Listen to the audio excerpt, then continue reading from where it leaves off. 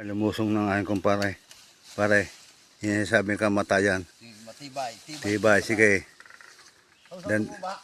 Pare, dandahan ka lang dyan. Ako, yun yung sinasabing kamamatayan. Pare, ang anak mo, 3 pa naman.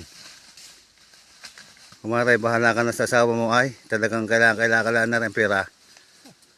Ang dami utang. Yan. Ano pare, nasa mababa ka laga? Gapang pare, gapang. Gapang. Gumapang ka. Gapang. Gapang pare. Gapang. Sumabit na. Ayan na. Ayan na po. Ayan. Sige po.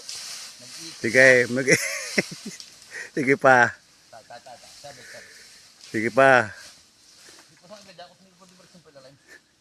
Naghanap yata si Jack kung dadaanan eh.